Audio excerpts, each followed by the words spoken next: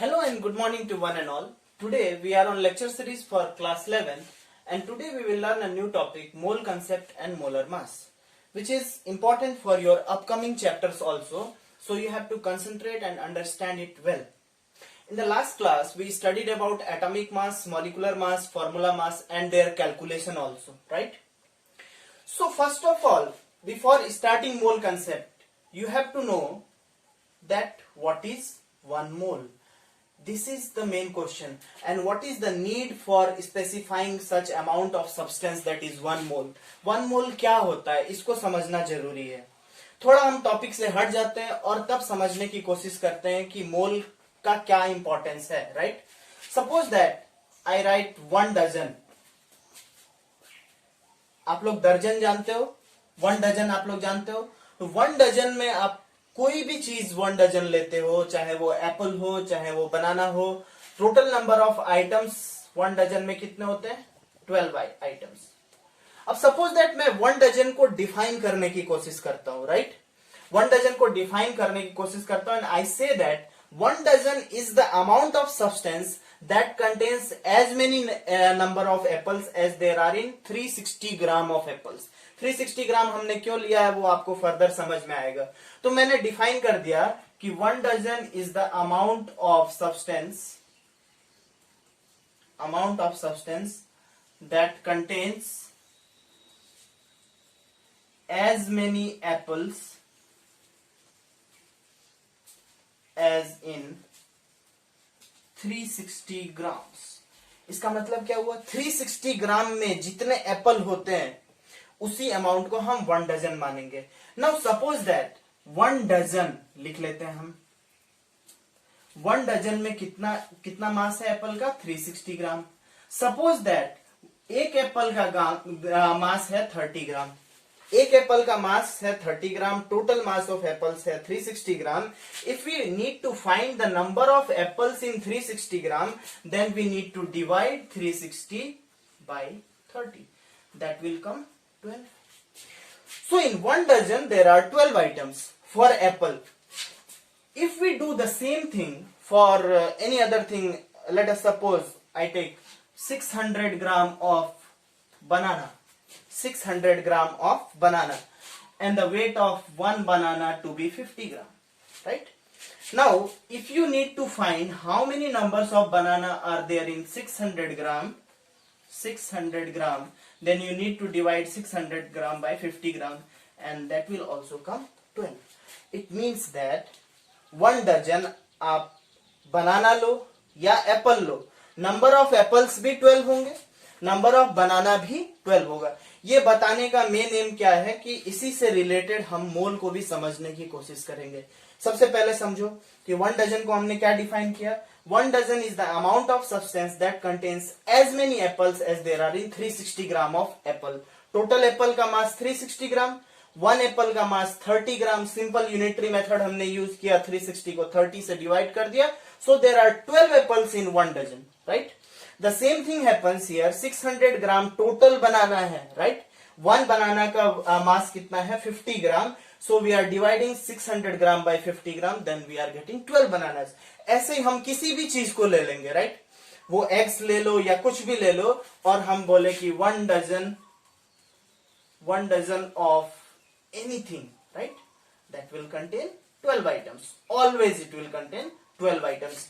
क्या उसी तरह केमिस्ट्री में हम कोई ऐसा एक स्टैंडर्ड एलिमेंट सेलेक्ट करके और उसके कंपैरिजन में मास दूसरे का कैलकुलेट कर सकते हैं? क्या ऐसा सिस्टम है? So we have to see the same, right? So let us come to our topic, that is mole. अब जैसे हमने डजन को डिफाइन किया था, सेम उसी तरीके से मैं डिफाइन करने की कोशिश करूंगा और आप उसे समझने की कोशिश कीजिए, right? See, now we are taking 1 mole. अब 1 मोल को हम किस तरह डिफाइन करते हैं? 1 mole is the amount of substance that contains as many particles. Particles क्यों बोल रहे हैं हम? क्योंकि देखो केमिस्ट्री में आपके पास आयनिक कंपाउंड भी हो सकता है, मॉलिक्यूल भी हो सकता है, तो उसमें आयंस भी हो सकता है, एटम भी हो सकता है और मॉलिक्यूल भी हो सकता है। So they are commonly called as particles और entities. Amount of substance that contains as many particle as in 12 gram of carbon. किस तरह से डिफाइन किया, फिर से एक बार समझने की कोशिश करते हैं। 1 मोल उस अमाउंट को कहा जाएगा, the amount of substance that contains as many particle as in 12 gram carbon में जितने पार्टिकल्स हो उसी सब्सटेंस को हम उतने को ही हम क्या कहते हैं, 1 मोल के बराबर मानते हैं। अब जैसे डजन में हमने किया था वही काम मैं यहां भी करता हूं। देखो तो 1 mole it means 12 gram of carbon, right? If we need to know how many number of carbon atoms are there in 12 gram of carbon, 12 ग्राम तो टोटल कार्बन का अमाउंट है, राइट? और कार्बन के इंडिविजुअल एटम का अपना wait होता है, तो वो वेट कितना होता है बेटा? देखो 1.99 into 10 to the power -23 gram, ये एक कार्बन एटम का वेट है, राइट? और ये टोटल मास ऑफ कार्बन है। Now we need to know how many numbers of atom are there in 12 gram of carbon. 12 gram carbon में कितने carbon atoms होंगे ये पता करना है, तो हमें क्या करना होगा? We will divide the total mass by the mass of 1 carbon atom. Simple unitary method. फिर से हमने क्या किया था? देखो डजन के केस में क्या किया था? 1 dozen apple, 360 gram of apples, बस 360 ग्राम ऑफ एप्पल की जगह क्या आ गया? 12 gram carbon, right? Mass of 1 Apple लिया था, यहां हमने क्या ले लिया? मास ऑफ 1 कार्बन एटम ले लिया, राइट? अब क्या किया? 12 ग्राम को डिवाइड कर दिया 1 कार्बन एटम के मास से, so we get a number that is 6.022 into 10 to the power 23 atoms per mole. यहां एटम्स क्यों लिख रहे हैं? क्योंकि हम कार्बन की बात कर रहे हैं, राइट? जैसा कंपाउंड होगा, जैसा सब्सटेंस होगा, उस हिसाब से हम एटम्स, मॉलिक्यूल्स या आयंस कह सकते हैं, और जनरली हम इसको क्या कहते हैं? पार्टिकल्स कहते हैं, राइट? अब देखो 1 मोल, किसी भी चीज का 1 मोल लोगे तो नंबर ऑफ पार्टिकल्स क्या होंगे? 6.022 into 10 to the power 23 atoms per mole. So this is a constant that is called Avogadro constant. अब थोड़ा इसको और हम समझने की कोशिश करते हैं कि ये तो कार्बन की बात हो गई, अगर 1 मोल किसी और सब्सटेंस का लिया जाए तो वो हम कैसे समझेंगे, राइट?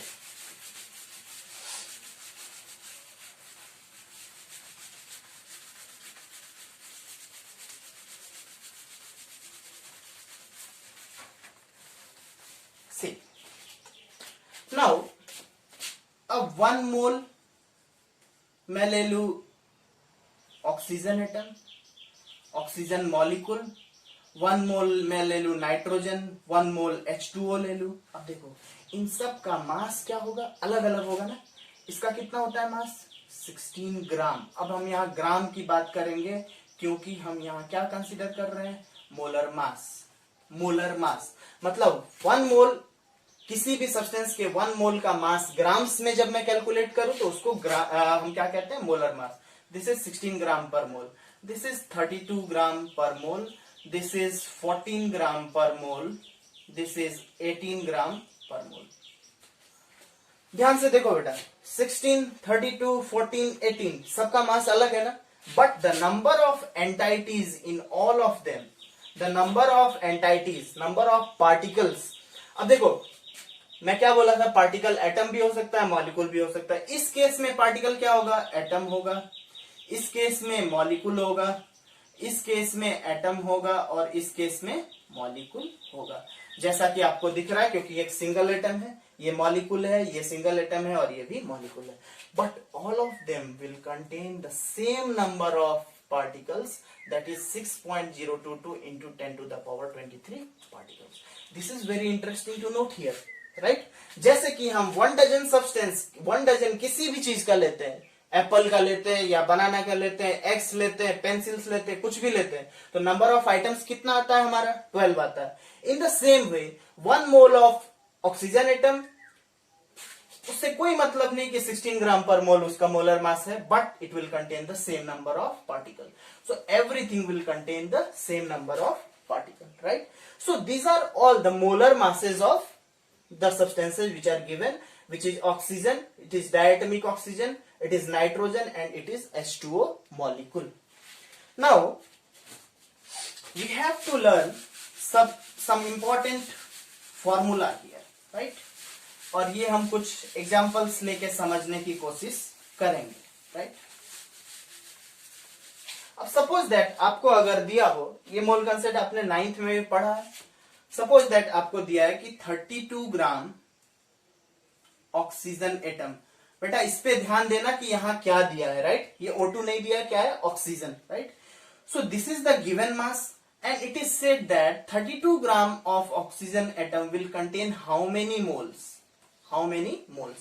कितने moles होंगे 32 ग्राम ऑक्सीजन एटम में? तो we are knowing that oxygen is having the molar mass of 16 gram per mole, right? So if it is having 16 gram per mole molar mass and you need to calculate the number of moles, then the formula for calculating the molar mass is given mass by molar mass. W by M, that is given mass by molar mass. Given mass is 32 gram and molar mass is 16 gram per mole, and it will give you 2 moles. It means that 32 gram of oxygen atom, it is having 2 moles. They are equivalent to each other, right? ऐसे ही कोई मैं molecule ले लू, suppose that मैं ले लेता हूं 54 ग्राम H2O, ठीक है? अभी फिर से क्या करना होगा, हमें मोलर मास मालूम होना चाहिए, किसका? H2O का मालूम होना चाहिए। तो H2O का मोलर मास होता है 18 ग्राम पर मोल। ये 18 भी क्यों हुआ आप जानते हो, हाइड्रोजन के एक एटम का मास 2, एक एटम का मास 1, 2 एटम्स हैं तो 2, 2 + 16 becomes 18 gram per mole, right?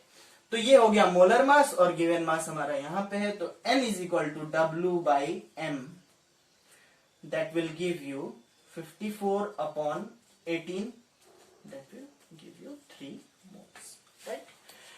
So this is the formula to calculate the number of moles. Number of moles अगर कैलकुलेट करना है तो आप इस तरह से कैलकुलेट कर सकते हो, right?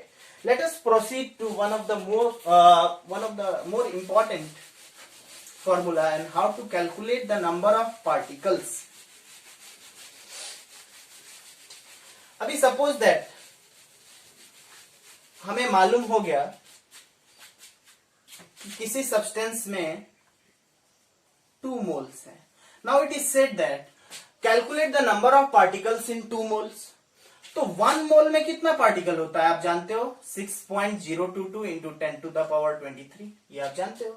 तो 2 moles में कितना होगा, 2 moles will contain 2 into 6.022 into 10⁻23 number of particles, that is 12.044 into 10⁻23 number of particles.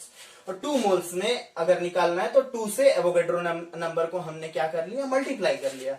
ये इसको फॉर्मूले से अगर मैं समझने की कोशिश करूं तो नंबर ऑफ पार्टिकल जब भी निकालना हो तो W/M into Na, right? Suppose that हमने 32 ग्राम ऑक्सीजन में मोल्स निकाला था, वो ये भी बोलता कि also calculate the number of particle, तो हम ये फॉर्मूला लगा देते। इसको निकालने के बाद आप इसको अलग से निकाल लो या फिर इसी फॉर्मूले में डायरेक्ट पुट कर दो तो आपका नंबर ऑफ पार्टिकल्स आ जाएगा easily, right? So these are the some of formulas, और इसी फॉर्मूले को आप चेंज करके दूसरी क्वांटिटीज को जो अननोन हो उसको हम कैलकुलेट कर सकते हैं, राइट? तो इस लेक्चर में हमने क्या क्या जाना, फिर से एक बार मैं रिव्यू करने की कोशिश करता हूं। देखो बेटा 1 डजन का एग्जांपल क्यों दिया गया था आपको, 1 dozen is the amount of substance that contains as many entities as there are in 360 ग्राम। 360 ग्राम क्यों लिया आप समझ गए होगे, क्यों नंबर का चक्कर है। तो 360 ग्राम को 30 ग्राम से डिवाइड किया, that means weight of 1 Apple से तो 12 एप्पल्स। 600 ग्राम लिया, उसको 50 ग्राम से divide, that means 12 banana. It means 1 dozen किसी भी सब्सटेंस का लोगे तो आपको 12 आइटम्स ही मिलेंगे। तो same thing is done by scientist in chemistry also, where 1 mole of anything you will take, either it will be molecule, ion, ionic compound, covalent compound, any type of compound, substance, atom, किसी भी substance का आप 1 मोल लेते हो तो उसमें number of particle Avogadro number के बराबर आता है। अब इसका कंपैरिजन हमने किससे किया भाई, तो कार्बन से किया, और 12 ग्राम कार्बन में जितने एटम्स होते हैं उसी को माना कि वो किसके बराबर है, 1 मोल के बराबर है, right? You got the point? तो 12 ग्राम कार्बन में जितने पार्टिकल्स होंगे उसी को हमने किसके बराबर माना? 1 मोल के बराबर मान लिया, राइट? सो और एक चीज और इंपॉर्टेंट है इसमें, ये हमने देखा कि इसमें मोलर मास क्या होता है? The mass of 1 mole of any substance in grams is called molar mass. जैसे कि H2O का मोलर मास 18 ग्राम पर मोल। एक बात ध्यान देना, मोलर मास और मॉलिक्यूलर मास में कोई फर्क नहीं होता, only the difference is in unit. For example मैं लेता हूं O2। O2 का मॉलिक्यूलर मास 32U होगा, राइट? यूनिट क्या है? U, unified atomic mass. और अगर मैं ये क्या है? Molecular mass, right? और इसी का मोलर मास लूं तो वो क्या हो जाएगा? 32 gram per mole. This will be molar mass of O2। किसी भी सब्सटेंस के लिए ये ट्रू है कि only the unit changes, right? Everything remain same, the magnitude remain same, magnitude same है, बट यूनिट चेंज हो जाता है तो हम इसे क्या कहते हैं? मोलर मास कहते हैं। Either it will be called molecular mass. तो देखो क्वेश्चंस मोल कंसेप्ट में आपको बहुत अलग अलग तरीके के आ सकते हैं, जैसे कि आपको पार्टिकल्स दिया हो और पार्टिकल्स में कैलकुलेट करना हो कि हमें कैसे मालूम चलेगा। Suppose that you are given number of particles, suppose that दिया हुआ है, या एटम्स, कुछ भी पार्टिकल, एटम भी हो सकता है, मॉलिक्यूल सब हो सकता है, that is given n0, right? And it is said to calculate the number of moles. यहां से कैलकुलेट करना है, हमें मोल्स कैलकुलेट करना है। तो आपको मालूम है कि 1 मोल में नंबर ऑफ पार्टिकल कितने होंगे? 6.022 इंटू 10⁻23 होगा ना? सिंपल यूनिटरी मेथड क्या होता है? देखो 1 मोल में इतने पार्टिकल्स, तो 1 पार्टिकल में कितना मोल होगा? 1 पार्टिकल में कितना मोल होगा? 1/6.022 इंटू 10⁻23, राइट? अब अगर n कैलकुलेट करना है तो 1 पार्टिकल में इतना मोल्स है, तो नंबर ऑफ पार्टिकल्स n0 दिया है तो n0 को इससे मल्टीप्लाई करना होगा, मतलब n0 अपॉन Na। इसका मतलब अगर आपको पार्टिकल्स दिया हो n0, ये गिवन नंबर ऑफ पार्टिकल्स है, राइट? मान लेते हैं हम। तो नंबर ऑफ मोल्स कैसे कैलकुलेट करोगे? n0 will be divided by the Avogadro number.